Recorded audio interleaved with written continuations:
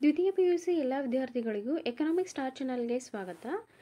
ವಿದ್ಯಾರ್ಥಿಗಳು, ಇವತ್ತಿನ ಒಂದು ದಿನ ನಾವು ಸಮಾಜಶಾಸ್ತ್ರದ ಅಧ್ಯಾಯ 8 ಭಾರತದಲ್ಲಿ ಸಾಮಾಜಿಕ ಪರಿವರ್ತನೆ ಈ ಒಂದು ಅಧ್ಯಾಯದ ಖಾಲಿಬಿಟ್ಟ ಸ್ಥಳಗಳನ್ನು ಸೂಕ್ತ ಪದಗಳಿಂದ ಭರ್ತಿ ಮಾಡಿರಿ ಹಾಗೂ ಹೊಂದಿಸಿ ಬೆರೆಯಿರಿ ಪ್ರಶ್ನೋತ್ತರಗಳನ್ನು ತಿಳಿದುಕೊಳ್ಳೋಣ. ಮೊದಲನೆಯದಾಗಿ ಖಾಲಿಬಿಟ್ಟ ಸ್ಥಳಗಳನ್ನು ಸೂಕ್ತ ಪದಗಳಿಂದ ಭರ್ತಿ ಮಾಡಿ ಅನ್ನೋ ಒಂದು ಅಂಶದಲ್ಲಿ ಬರುವಂಥ ಮೊದಲನೆಯ ಒಂದು ಪ್ರಶ್ನೆ, ಸಂಸ್ಕೃತಾನುಕರಣವನ್ನು ಡ್ಯಾಶ್ ರವರು ಕೆಳಜಾತಿಗಳ ನಿರಕ್ಷಣಾತ್ಮಕ ಸಾಮಾಜೀಕರಣ ಎಂದಿದ್ದಾರೆ. ಯಾರು ಅಂದಾಗ ಉತ್ತರ ಯೋಗೇಂದ್ರ ಸಿಂಗ್. ಎರಡನೆಯ ಒಂದು ಪ್ರಶ್ನೆ, ಪಾಶ್ಚಾತ್ಯೀಕರಣವು ಭಾರತದ ಸಮಾಜದ ಮೇಲೆ ಡ್ಯಾಶ್ ರ ಆಳ್ವಿಕೆಯ ಪ್ರಭಾವವನ್ನು ಸೂಚಿಸುತ್ತದೆ. ಅಂದರೆ ಪಾಶ್ಚಾತ್ಯೀಕರಣ ಯಾವ ಒಂದು ಕಾರಣಕ್ಕಾಯಿತು ಅಂದಾಗ ಬ್ರಿಟಿಷರ ಆಳ್ವಿಕೆಯ ಕಾರಣಕ್ಕಾಯಿತು. ಹಾಗಾಗಿ ಇದಕ್ಕೆ ಒಂದು ಸರಿಯಾದ ಉತ್ತರ ಬ್ರಿಟಿಷ್. ಮೂರನೆಯ ಒಂದು ಪ್ರಶ್ನೆ, ಭಾರತದಲ್ಲಿ ಆಧುನೀಕರಣವು ಸಾಂಪ್ರದಾಯಿಕ ಸಂರಕ್ಷಣೆಯ ಚೌಕಟ್ಟಿನಲ್ಲಿ ಆಗಿದೆ ಎಂದವರು ಡ್ಯಾಶ್. ಯಾರು ಅಂದಾಗ ಉತ್ತರ ಯೋಗೇಂದ್ರ ಸಿಂಗ್. ನಾಲ್ಕನೆಯ ಒಂದು ಪ್ರಶ್ನೆ, ಜಗತ್ತಿನಾದ್ಯಂತ ಏಕರೀತಿಯ ಸಂಸ್ಕೃತಿ ಮತ್ತು ಆರ್ಥಿಕ ಅವಲಂಬನೆ ಸಂಕೇತವಾಗಿದೆ. ಯಾವುದು ಡ್ಯಾಶ್ ಅಂದಾಗ ಜಗತ್ತಿನಾದ್ಯಂತ ಏಕರೀತಿಯ ಸಂಸ್ಕೃತಿ ಮತ್ತು ಆರ್ಥಿಕ ಅವಲಂಬನೆ ಸಂಕೇತವಾಗಿರುವುದು ಜಾಗತೀಕರಣ. ಐದನೆಯ ಒಂದು ಪ್ರಶ್ನೆ, ಅಂತರ್ಜಾಲ, ದೂರವಾಣಿ, ಕಂಪ್ಯೂಟರ್ ಮತ್ತು ದೂರದರ್ಶನ ಮುಂತಾದವುಗಳ ಬಳಕೆಯಿಂದ ಸೃಷ್ಟಿಯಾಗಿರುವ ಸಂಪರ್ಕವನ್ನು ಡ್ಯಾಶ್ ಎನ್ನುವರು. ಇದರಿಂದ ಸೃಷ್ಟಿಯಾಗಿರುವ ಸಂಪರ್ಕವನ್ನು ನಾವೇನಂತ ಕರಿತೀವಿ? ಮಾಹಿತಿ ತಂತ್ರಜ್ಞಾನ. ಸರಿಯಾದ ಉತ್ತರ ಮಾಹಿತಿ ತಂತ್ರಜ್ಞಾನ. ಆರನೆಯ ಒಂದು ಪ್ರಶ್ನೆ, ಪ್ರಾದೇಶಿಕ ಸಂಬಂಧಗಳನ್ನು ಮೀರಿ ಅಂತಾರಾಷ್ಟ್ರೀಯ.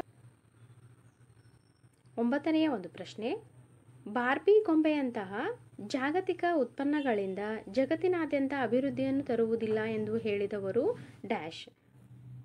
ಸರಿಯಾದ ಉತ್ತರ ಆಂಥೋನಿ ಗಿಡ್ಡಿಂಗ್ಸ್.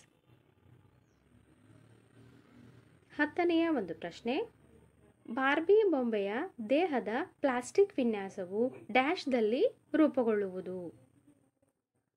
ಉತ್ತರ ಅಮೆರಿಕ. 11ನೆಯ ಒಂದು ಪ್ರಶ್ನೆ, ಬಾರ್ಬಿ ಬೊಂಬೆಯ ನೈಲಾನ್ ಕೂದಲು ಡ್ಯಾಶ್ದಲ್ಲಿ ತಯಾರಾಗುತ್ತದೆ. ಸರಿಯಾದ ಉತ್ತರ ಜಪಾನ್. 12ನೆಯ ಒಂದು ಪ್ರಶ್ನೆ, ಬಾರ್ಬಿ ಬೊಂಬೆಯ ಹತ್ತಿ ವಸ್ತ್ರಗಳು ಡ್ಯಾಶ್ದಲ್ಲಿ ಜೋಡಣೆಯಾಗುತ್ತವೆ. ಸರಿಯಾದ ಉತ್ತರ ಚೀನಾ.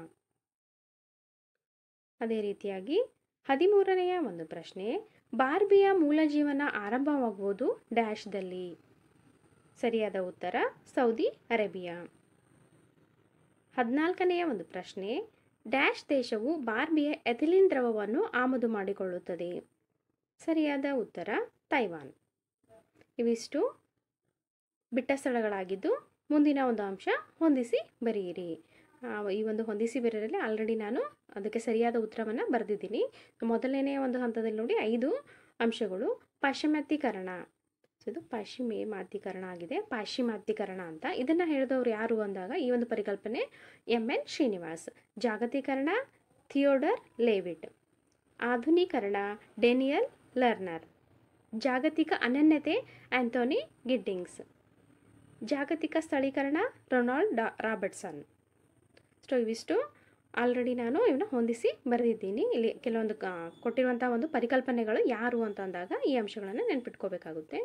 ಅದೇ ರೀತಿಯಾಗಿ 2ನೆಯ ಒಂದು ಹಂತದಲ್ಲಿ ನೋಡಿ, ಬರ್ಲಿನ್ ಗೋಡೆ ಪತನ. ಸರಿಯಾದ ಉತ್ತರ ಅದಕ್ಕೆ ಜರ್ಮನಿ. Tiananmen ಪ್ರತಿಭಟನೆ ಚೀನಾ. W2 ಕಟ್ಟಡ ಧ್ವಂಸ. W2 ಕಟ್ಟಡ ಧ್ವಂಸ ಎಲ್ಲಾಯಿತು ಅಂದಾಗ ಧ್ವಂಸ ಆಗಿದ್ದು ನ್ಯೂಯಾರ್ಕ್.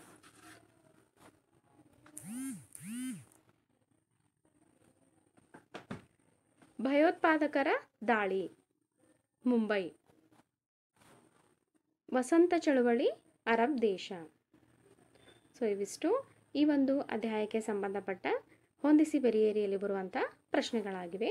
ಅದೇ ರೀತಿಯಾಗಿ 1 ಅಂಕದ ಮತ್ತು 2 ಅಂಕದ ಹಾಗೂ 5 ಮತ್ತು 10 ಅಂಕದ ಪ್ರಶ್ನೆಗಳನ್ನು ಮುಂದಿನ ಒಂದು ತರಗತಿಯಲ್ಲಿ ಇದೇ ರೀತಿಯಾಗಿ ತಿಳಿದುಕೊಳ್ಳೋಣ.